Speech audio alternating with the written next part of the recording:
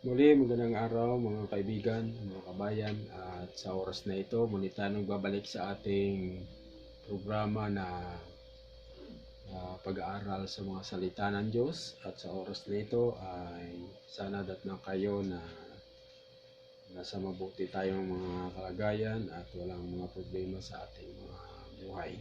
Ngayong araw na ito ay isang paksa na naman ang ating pag-aaralan. At ito ay may pamagat na ang mapalad na araw para sa mga naghihintay. Ngunit bago yan mga kaibigan, tayo muna ay manalangin sa ating Panginoon Diyos. Amang banal na ang tahanan ay nasa mga langit. Sa oras na ito, amin itong pinapasalamatan muli ang pagkakataon na kami ay mag-aral muli ng inyong salita. At amin ding hinihiling na sa oras na ito kasi ng inyong banal na Espiritu ang mga bagay na aming madinig at mga bagay na mga na ito ay palagi sa aming magpaalala habang kami nabubuhay sa mundo ito. Ipagpatawad, Panginoon Diyos, ang aming mga pagkakasala at ito ay aming pasalamatan. Ang lahat ng ito ay aming natanggap sa pangalan ng aming Panginoon Jesus. Amen. Okay. Tuloy tayo mga kaibigan dito sa ating paksa na ang mapalad na araw para sa mga naghihintay.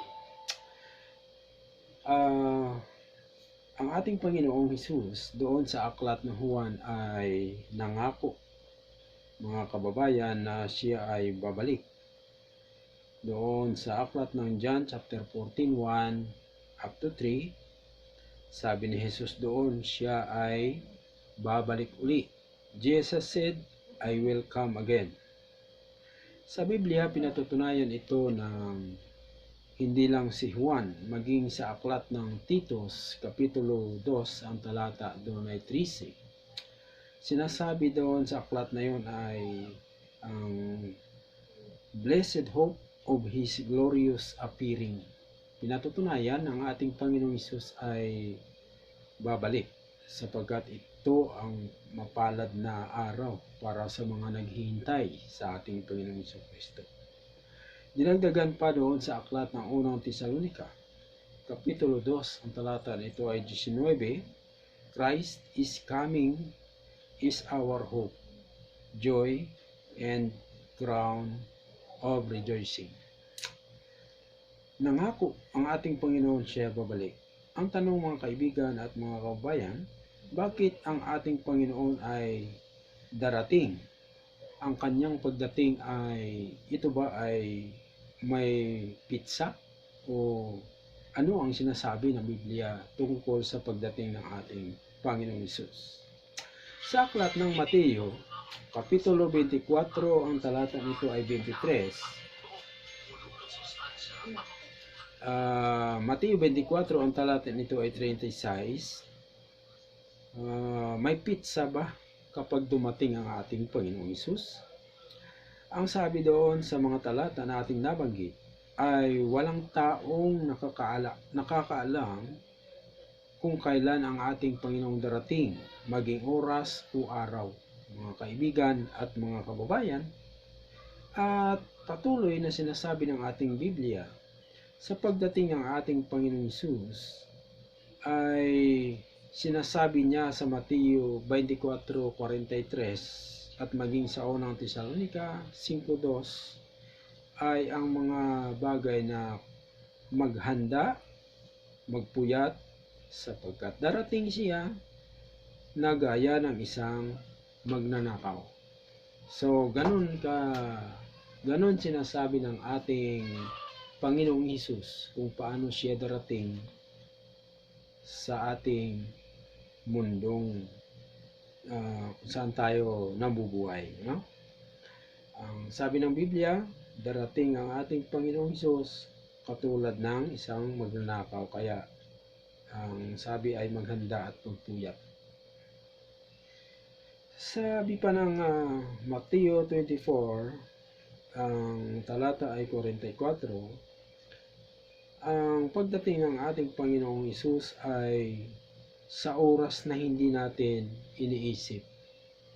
So, isang mensahe na kapag dumating ang ating Panginoon ay isa sa mga bagay na dapat nating tandaan yung hindi tayo handa or hindi natin iniisip. Ito ang patutuo ng Biblia sa mga Kristiyano na naghihintay sa ikalawang pagbalik ng ating Panginoon.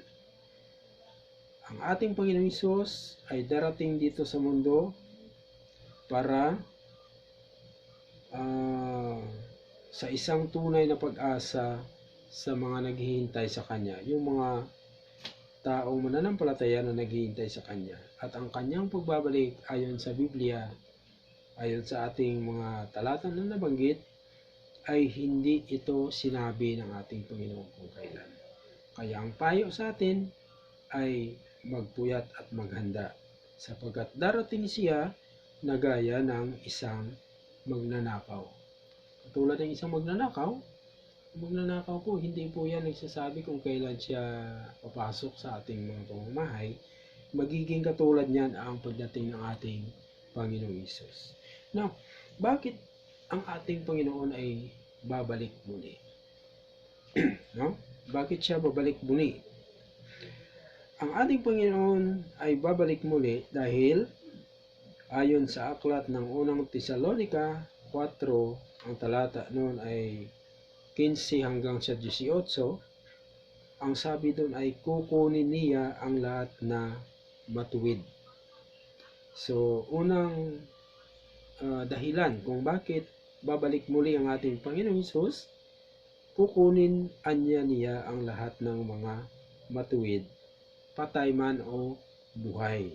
So, malaking pag-asa ito mga kaibigan at mga kapatid, dahil marami ng mga namamatay ng mga Kristiyano sa ngayon at ito ang dakilang pag-asa. Kukunin, sabi doon sa aklat ng unang Tesalonica 4:15 hanggang 18, kukunin niya ang lahat na mga matuwid, patay man o buhay. Ano pa ang isa sa mga rason kung bakit darating ang ating Panginoong Hesus? Sabi ng Biblia doon sa aklat ng Mateo Kapitulo 16, ang talata ay 27, ang isa sa rason kung bakit babalik ang ating Panginoong Hesus ay ang pagbibigay ng gantimpala. Gantimpala. Ano pa po? Sa aklat ng Mateo Kapitulo 25, ang talata 34, sinasabi na ipapamana ang kaharian na inihanda sa iyo at sa akin at sa ating lahat bilang mga mananampalataya, mga kaibigan. So, ano pa ba ang mga bagay na mangyayari kapag muling babalik ang ating Panginoong Hesus? Sa unang Korinto, Kapitulo 15, ang mga talata nito ay 51 hanggang sa 54, isa sa mga bagay na mangyayari kapag dumating ang ating Panginoong Hesus, lahat na katawan na may kasiraan ay papalitan ng walang kasiraan, buhay man o patay. So, mayroon tayong mga bagay na nakikita na napakahalaga mga kaibigan. Ang pagbabalik ng ating Panginoon ay una, magbibigay ng gantimpala, kukunin ang lahat ng mga matuwid, patay man o buhay, ipapamana ang kaharian na inihanda niya sa bawat isa, at lahat ng katawan na may kasiraan. Itong katawan natin kasi, kaya sinabi ng Biblia na may kasiraan kasi nagkakasakit tayo, kung minsan may mga kung ano-anong mga kapansanan ang mga tao, yan yung tinatawag na kasiraan. Ang sabi ng Biblia, lahat ng katawan na may kasiraan ay papalitan ng walang kasiraan. Ibig sabihin mga kaibigan, magiging perpekto na ang buhay kapag dumating ang ating Panginoong Hesus. Ano pa ang sinasabi ng Biblia kung bakit darating ang ating Panginoong Hesus? Ang sabi dito sa John chapter 14 verse 1 up to 3, nangako ang ating Panginoong Hesus at hindi lamang pangako yan mga kaibigan, kundi kanyang tuparin ang kanyang sinabi na dadalhin tayo sa langit na kanyang ipinaghanda. Napakabuti ng sinabi ng ating Panginoon. Hindi lamang iyon mga kaibigan at mga kabayan, kundi sinasabi rin ng ating Biblia sa ikalawang Tesalonika, Kapitulo 2, ang talata nito ay 8, na lilipulin ng Diyos ang lahat ng masama sa pamamagitan ng mga salot. So hindi lang pala mabubuti ang mga bagay na ating matutunghayan kapag dumating na ang ating Panginoong Hesus, kundi mayroon din tayong mga masasaklap na mga makikita kapag dumating na ang ating Panginoong Hesus. Ano daw ang sabi doon sa Kapitulo 2, ang talata 8 ng ikalawang Tesalonika? Lilipulin ng Diyos ang lahat na masama sa pamamagitan ng mga salot. So yun yung mga bagay na yun mga kaibigan ay nagpupukaw sa atin sa mga bagay-bagay na dapat natin gawin bago dumating ang ating Panginoong Hesus. No? Kaya dapat na mahanda tayo sa ngayon mga kaibigan, dahil ang mga bagay na ito ay sinasabi ng Biblia at ito'y totoong mangyayari. Now, kapag dumating ba ang ating Panginoong Hesus, ano ba ang kalagayan nito? Ito ba ay magkikita? Ito ba ay sikreto na mangyayari? O ito ba ay iilan lamang ang makakita sa akto na darating ang ating Panginoon? Ang sabi ng ating Biblia, kapag dumating ang ating Panginoong Hesus, sa unang Tesalonika, Kapitulo 4, ang talata nito ay 16 hanggang 17, may malakas na sigawan at may mga hudyat ng trompeta. Ibig sabihin, hindi ito sikreto, kundi may maririnig na mga sigawan at may mga hudyat, mga tunog, mga kaibigan, ng mga trompeta. Sa aklat ng unang Korinto, Kapitulo 15, ang talata nito ay 51 hanggang sa 55, sa pagdating ng ating Panginoon, sinasabi ng aklat ng unang Korinto, tutunog ang trompeta, mabubuhay ang mga patay. Itong mga patay na mabubuhay, ito yung mga namatay sa ating Panginoong Jesucristo, ang sabi ng talata. Ibig sabihin, yung mga tao na namatay sa paniniwala sa ating Panginoong Hesus, mabubuhay daw sila mga kaibigan at mga kababayan, ayon sa mga talata. No? So ito, talagang hindi ito sikreto ang pagdating ng ating Panginoon, kundi itong mga bagay na makikita na mabubuhay ang mga patay, sa ngayon mga kaibigan, hindi pa natin ito na experience o nakikita na mayroong nabubuhay ng mga patay, kasi hindi pa naman dumating ang ating Panginoon. Ang sabi ng mga talata na ating nabanggit o bababasa sa Biblia, kapag dumating ang ating Panginoong Hesus, may mga trompeta na tutunog at ang mga patay na namatay sa ating Panginoong Hesus ay mabubuhay. So yon. Ano pa ang sinasabi ng ating Biblia? Alam nyo mga kaibigan, sa aklat ng ikalawang Pedro, Kapitulo 3, ang talata nito ay 10. Kapag dumating ang ating Panginoon, ay magkakaroon ng malalakas na ugong at mga kulog. So, sinasabi ang malalakas na ugong at ng mga kulog, ito ay hindi sikreto, kundi ito ay maririnig talaga ng mga tao ito kapag ang ating Panginoon ay dumating. Kasi ang malalakas na ugong at kulog na yan mga kaibigan at mga kapatid, yan ay sanhi o sinyales na ang ating Panginoong Hesus ay dumarating mula sa langit, patungo dito sa mundo para kukunin niya ang lahat ng mga matuwid, patay man o buhay. Ano pa ang sinasabi ng ating Biblia? Kapag dumating ang ating Panginoon, ayon sa aklat ng Mateo 24, ang mga talata nito ay 26 hanggang sa 27, magkakaroon ng mga kidlat mula sa silangan hanggang sa kanluran. Ang mga kidlat po ay isa ring hudyat kapag dumating ang ating Panginoon dito sa mundo. No? Ano pa? Ayon sa aklat ng Revelation chapter 1 verse 7, makikita ng bawat mata ang pagdating ng ating Panginoong Hesus.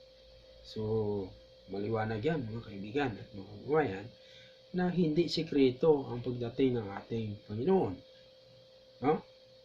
At alam nyo mga kaibigan at mga kababayan, ayon sa aklat ng Mateo 25, ang mga talata noon ay 30 hanggang sa 31, at Revelation 5:11, kapag dumating ang ating Panginoong Jesucristo mula sa langit patungo dito sa mundo upang kunin niya ang lahat ng mga matuwid, patay man o buhay, mayroon siyang kasama, hindi siya nag-iisa.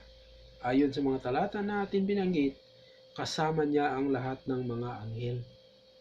No? Imagine niyo mga kaibigan at mga kababayan, kung kasama niya ang mga anghel at ang sabi kanina ng mga talata na ating nabanggit ay lahat ng mata ay makikita, it meaning ang mga anghel maging ang ating Panginoon magkakasama sila, nakikita sila, no? Na dumarating. So yun po ang mga malalaman ng bawat mga tao kapag ang ating Panginoong Hesus ay aktong dumarating, no? Kasama niya ang lahat ng mga anghel. Ayon sa aklat ng Gawa, Kapitulo 1, mga talata 9 hanggang 11, ang pagdating ng Panginoong Hesus ay sinasabi doon na kung paanong umakyat ang ating Panginoong Hesus sa langit mula dito sa lupa. Nakasama niya dati ang kanyang mga alagad. Ang sabi ng angel sa mga alagad ay kung paanong umakyat sa langit ang Panginoong Hesus na inyong nakikita ay gaya rin ang kanyang pagbabalik. So, ibig sabihin, kung paano siya umakyat sa langit na nakikita ng mga alagad doon sa Gawa 1:9 hanggang 11, kung paparito siya muli, mga kaibigan, ay makikita uli siya na literal, no? Literal po na makikita at personal at visible. Hindi katulad ng sinasabi ng mga ibang nating mga kaibigan na si Kristo ay dumating na. Hindi po totoo yun. Kasi ang sinasabi ng ating Biblia, kapag dumating ang ating Panginoong Hesus, number 1 na malalaman natin yan, ay mabubuhay ang mga patay. Sino yon? Ang mga namatay sa ating Panginoong Hesus na mayroong taglay na pananampalataya hanggang sa kanilang kamatayan. Sila po ay bubuhayin una. No? At kapag sila nabuhay, ay mayroon pa tayong mga maririnig. Una, may mga tutunog ng mga trompeta, at may mga malalakas na mga ugong at mga kulog. No? May mga kidlat mula sa silangan hanggang sa kanluran. Yun yung mga bagay na sabay-sabay na makikita kapag dumating ang ating Panginoon. At makikita ng bawat mata, sabi ng Biblia, ang pagdating ng ating Panginoon, mga kaibigan. At kapag dumating ang ating Panginoon, sinasabi ng ating Biblia na ang ating Panginoon ay may kasama ng mga anghel mula sa langit. At ang ating Panginoon ay walang ibang gagawin dito sa lupa kapag siya dumating, kundi ang kukunin ang lahat ng mga mananampalataya. So mga kapatid at mga kaibigan, mayroong babala ang ating Panginoon bago mangyari ito. At ito ay nangyari na ngayon dito sa mundo. Anong babala ito? Ayon sa aklat ng Mateo 24, ang talata 24 hanggang din sa 26, ang sabi niya, mag-ingat sa mga bulaang Kristo na nagsasabing dumating na siya sa isang dako, at ang sabi, huwag paniniwalaan. So, ang mensahe na ating pinag-aralan sa ngayon ay pinag-aralan natin na ang ating Panginoong Jesucristo ay darating muli. Kasi noong panahon ay nandito na siya at ipinangaral ang mabuting balita ng kaharian ng Diyos, at pagkatapos ay pumili siya ng 12 na mga alagad, at ang 12 na mga alagad ay pinasimulan ang gawain ng ating Panginoong Hesus tungo sa buong sanlibutan para ipaabot sa mga tao ang pabalita ng kaligtasan ng kaharian ng Diyos. No? So ngayon, ating pinag-aralan naman muli ang mapalad na araw para sa mga naghihintay. Lahat ng mga pinag-aralan ng mga alagad nung wala na ang ating Panginoong Hesus hanggang sa nakarating ang mabuting balita sa ngayon sa atin. At ito rin po ang pinapangaral natin, ang ating Panginoong Hesus ay darating na muli. At sa kanyang pagdating, dapat magiging handa tayo na hindi tayo masurpresa na baka namumuhay tayo sa makamundong kaparaanan at hindi sa kaparaanan ng Diyos, mga kaibigan at mga kababayan. So, napakabuti ng Diyos na ang reminder na ito ay para din naman sa atin na kapag dumating ang ating Panginoon ay mahanda tayo. At isa sa paghahanda natin, mag-iingat tayo mga kaibigan kasi mayroong mga nangangaral sa ngayon na ibang mga kaibigan natin sa pananampalataya na hindi sila naniniwala na si Kristo ay darating personal or yung visible na pagdating. Hindi, sabi nila, matagal na si Kristo dumating. Huwag kayong maniwala sa mga ganyan mga kaibigan sapagkat maliwanag na sinasabi ng Biblia na kapag dumating ang ating Panginoon, siya ay makikita ng lahat ng mga mata. Hindi pa naman natin nakikita, di ba? At ang pagdating ng ating Panginoon, mayroon siyang kasama at mayroong mga mabubuhay na mga patay at mayroong mga kidlat mula sa silangan, sa kanluran at mayroong mga malalakas na mga tunog at kasama dyan mga kaibigan ang mga lindol, no? At may mga bagay na hindi pa natin na-experience at yun ang mga mangyayari kapag si Kristo na ating tagapagligtas ay darating. Magandang araw muli sa inyo mga kaibigan at mga kababayan. Sana ang maiksing mensahe na ating pag-aralan dito sa may pamagat na ang mapalad na araw para sa mga naghintay ay magbubukas ng ating mga isipan at mayroon tayong pagtugon sa ating Panginoong Diyos. Muli mga kaibigan, tayo ay magpasalamat muli sa Diyos na binigyan tayo ng kalakasan, nakapakinig muli tayo ng kanyang salita at ang kanyang salita namang ito ay ma-share natin sa iba upang sila rin po ay magkaroon ng pag-asa at makamit ang buhay na walang hanggan at makarating sa langit na bayan na inihanda ng ating Panginoong Hesus. Muli magandang araw sa inyo mga kaibigan at mga kababayan.